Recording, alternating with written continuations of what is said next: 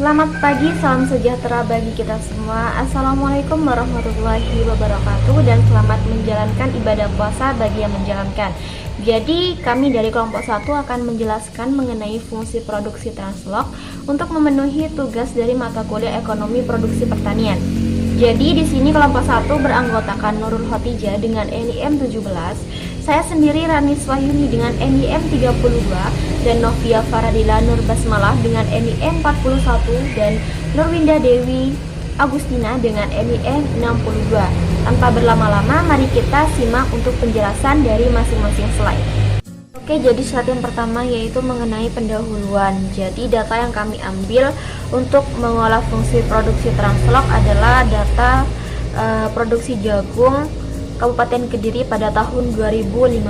Jadi Kediri itu merupakan salah satu kabupaten yang menyumbang jagung tertinggi keempat di Provinsi Jawa Timur dengan total produksi sebesar 362.000 ton. Dan Kabupaten Kediri ini memiliki luas lahan sawah sebesar 47.000 hektar yang terbagi ke dalam 27 wilayah kecamatan. Jadi salah satu kecamatan yang berkontribusi menyumbang jagung yaitu Kecamatan Pelemahan, yaitu dengan total produksi sebanyak 29.000 ton atau setara dengan 8,95%.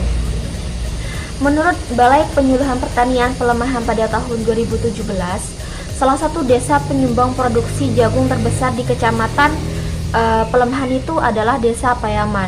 Desa Payaman itu sendiri merupakan desa yang sering memperoleh bantuan saprodi atau sarana produksi dan juga alsintan baik dari pemerintah maupun instansi terkait. Jadi mayoritas petani yang ada di desa tersebut melakukan usaha tani dengan musim tanam padi, yang kedua jagung, dan yang ketiga jagung. Jadi kesamaan musim tanam yang dilakukan oleh petani tidak menjamin perolehan produksi jagung yang sama antar petani satu dengan petani yang lainnya. Tentang perolehan produksi yang dihasilkan oleh para petani mulai dari 5,6 ton per hektar hingga 12,5 ton per hektar.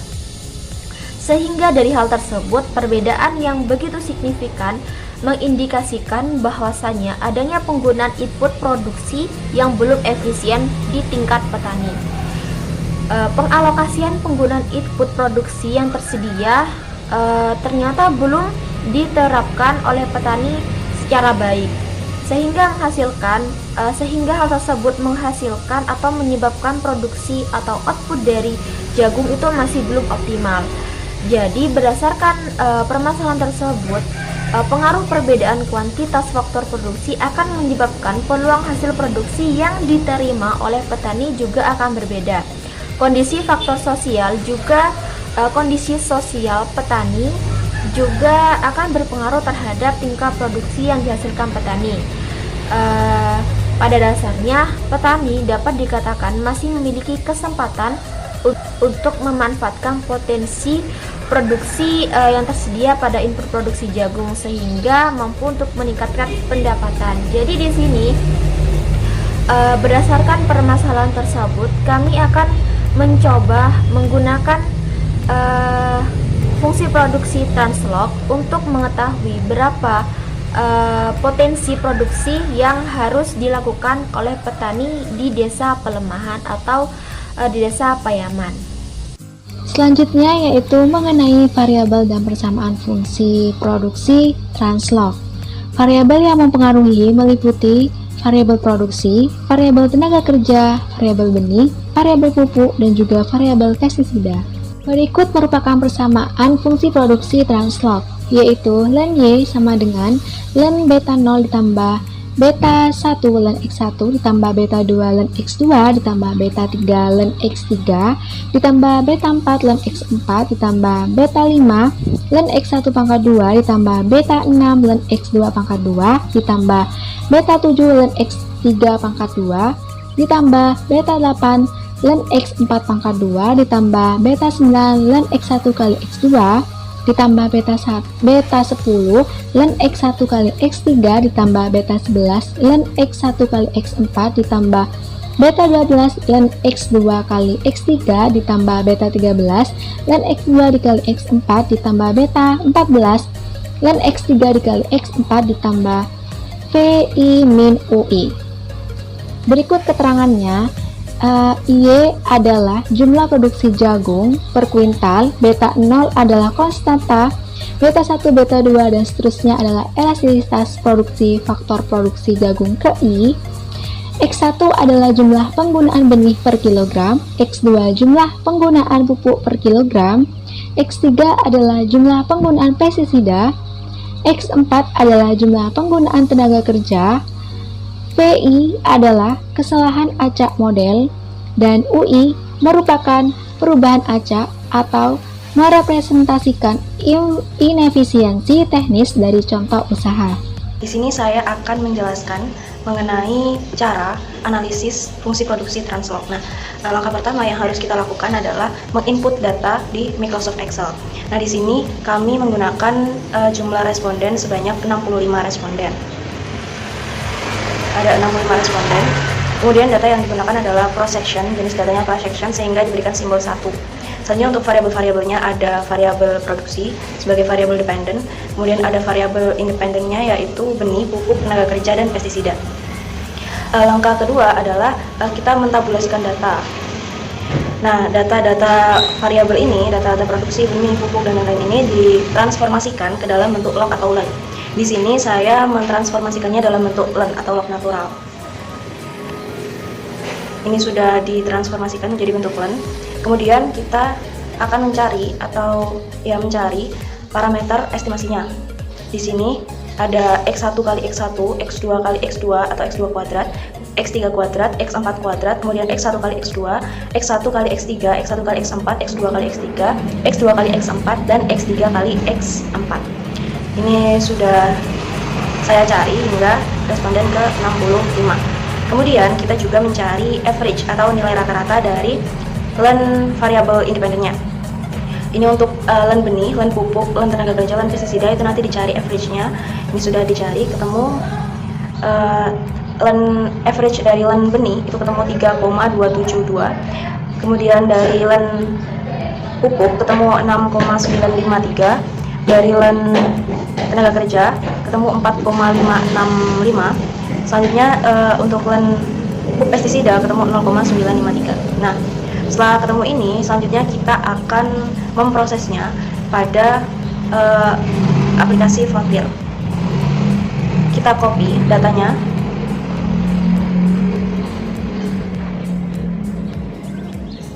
Setelah itu kita copy, kemudian kita buka Excel baru. Kita paste di sini. Selanjutnya di setting 6 angka di belakang koma. Seperti ini. Nah, ini sudah disetting 6 angka di belakang koma. Selanjutnya kita simpan dengan extension MS-DOS. Kita simpan di folder Frontier. Diberi nama terserah. Di sini saya menggunakan EPP5. Bentuk tipe filenya MS-DOS. Seperti ini. Kemudian klik save, lalu klik yes, dan dikeluarkan don't save. Nah, kemudian kita buka folder Frontiernya. Ini EPP5. Nah, ini kita ganti extensionnya dengan cara di rename txt, kita ganti menjadi DTA. Enter, klik yes. Nah, selesai. Lalu kita buka aplikasi Frontier. Nah, ini kita isi. Untuk instruksinya kita isi T, kemudian kita isi 1. Ini nama filenya. Di sini saya tadi menggunakan epp5.dta. Untuk outputnya epp5.out. Kemudian ini 1. Lalu Y. Jumlahnya ada 65 tadi respondennya. Kemudian time period-nya 1. Observasinya 65. Variabel independennya ini untuk parameternya ada 14. Selanjutnya Y dan N. Klik enter. Nah, Ini sudah keluar outnya, bisa kita buka. Nah, ini adalah output dari hasil frontier. Nah, untuk translog itu yang kita butuhkan adalah the final MLA estimate. Ini yang kita butuhkan data-datanya. Nah, ini akan saya salin ke Excel. Data-datanya akan saya salin ke Excel dan sudah saya salin ke Excel. Ini adalah hasil output yang sudah saya salin di Microsoft Excel. Dari sini dapat dilihat terdapat 3 variabel yang berpengaruh signifikan, yaitu variabel benih, pupuk, dan tenaga kerja, di mana T rasio yang diperoleh itu lebih besar dari 2. Nah, sehingga nanti elastisitas yang kita cari itu hanya yang variabel yang berpengaruh signifikan saja. Berarti di sini kita mencari elastisitas benih, pupuk, dan tenaga kerja. Caranya adalah dengan menurunkan fungsinya seperti ini dengan rumus d ln y per d ln x1, d ln y per d ln x2, dan d ln y per d ln x3. Ini rumusnya. Nah, perhitungannya ada di sini. Dapat dilihat ini. Jadi elastisitas benih X1 itu diperoleh dari B4 ditambah 2 kali B8 dikali B27 ditambah B12 dikali B28 ditambah B13 dikali B29 ditambah B14 dikali B30. Nah, B27, B28, B29, dan B30 itu merupakan average dari ln variabel. Ada ln benih, ln pupuk, ln tenaga kerja, dan ln pestisida. Begitu juga cara mencari elastisitas pupuk dan elastisitas tenaga kerja. Sekian penjelasan dari saya. Selanjutnya adalah interpretasi yang akan dijelaskan oleh rekan saya. Terima kasih. Nah, baik, di sini saya akan menjelaskan mengenai interpretasi dari output. Nah, berdasarkan hasil output dapat diketahui nilai T hitung variabel benih yakni sebesar min 2,762 lebih besar dari T tabel 2 di mana alfa 0,05. Artinya variabel benih atau X1 ini berpengaruh signifikan terhadap penurunan produksi. Nah, berdasarkan hasil output dapat diketahui nilai T hitung variabel pupuk yakni sebesar min 2,948 lebih besar dari T tabel 2 di mana alfa 0,05. Artinya variabel pupuk atau X2 berpengaruh signifikan terhadap penurunan produksi. Nah, berdasarkan hasil output dapat diketahui nilai T hitung variabel tenaga kerja yakni sebesar min 4,183 lebih besar dari T tabel yaitu 2 dengan alfa 0,05. Artinya variabel tenaga kerja atau X3 berpengaruh signifikan terhadap penurunan produksi.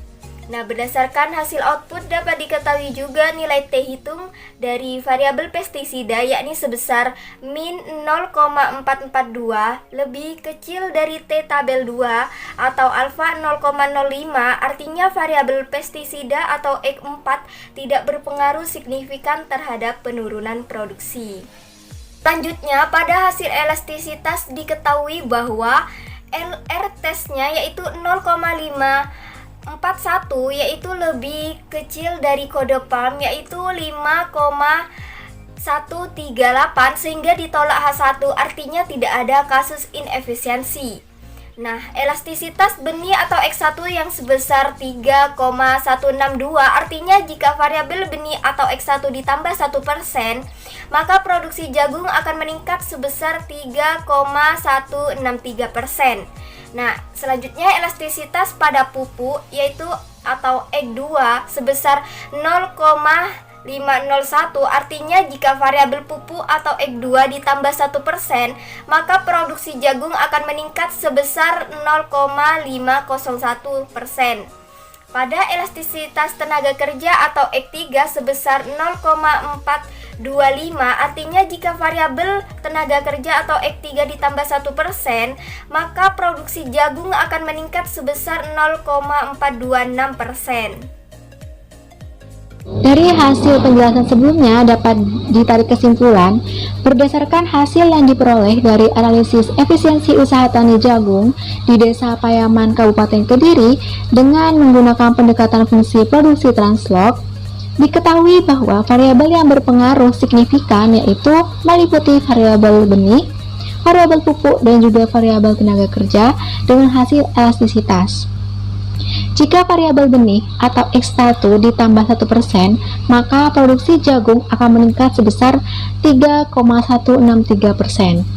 Jika variabel pupuk atau X2 ditambah 1%, maka produksi jagung akan meningkat sebesar 0,501%.